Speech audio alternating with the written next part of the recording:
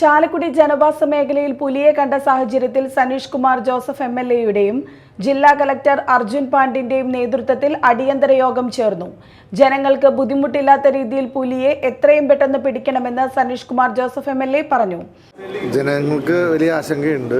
ഇപ്പോൾ ഫോറസ്റ്റ് ഡിപ്പാർട്ട്മെൻറ്റിനോട് തിരച്ചിൽ ഊർജിതമാക്കാനും കൂടുതൽ ടീമിനെ ഉപയോഗിച്ച് ചെയ്യാനും അതോടൊപ്പം തന്നെ ജനവാസ മേഖലയിൽ ഇറങ്ങിയ പുലിയെ മയക്കുവെടി വെച്ച് പിടിക്കണമെന്ന് ആവശ്യപ്പെട്ടിട്ടുണ്ട്. പുലിയെ കണ്ടാൽ ഉടൻ തന്നെ മയക്കുപിടി വയ്ക്കാൻ ഉത്തരവ് നൽകിയതായി ജില്ലാ കളക്ടറും അറിയിച്ചു. കൂടുതലായിട്ടും സെർച്ച് നടക്കുന്നത് ഈ പുഴയോരങ്ങളിലാണ്. അപ്പം ആ ഒരു സ്ഥലത്താണ് ഉണ്ടാകാനുള്ള സാധ്യത കൂടുതലായിട്ടുള്ളത്. അപ്പോൾ ആ ഭാഗങ്ങളിലേക്ക് ജനങ്ങൾ കൂടുതലായിട്ട് പോവാതിരിക്കാൻ നോക്കുക. അതാണ്. പിന്നെ അതിന് പുറമേയുള്ള ഫോൾസ് ആയിട്ടുള്ള ഇൻഫർമേഷൻസ് കൂടുതലായിട്ട് പാസ് ചെയ്യാതിരിക്കാൻ വേണ്ടി ശ്രമിക്കുക. കാരണം ഒരു പുലിയുണ്ട്, 2 പുലിയുണ്ട്, 3 പുലിയുണ്ടെന്നൊക്കെ ഇൻഫർമേഷൻസ് പാസ് ചെയ്തിട്ടുണ്ടായിരുന്നു. ഫോൾസ് ഇൻഫർമേഷൻ പാസ് ചെയ്യുന്നവർക്കൊക്കെ സ്ട്രിക്റ്റ് ആയിട്ടുള്ള നടപടി സ്വീകരിക്കും.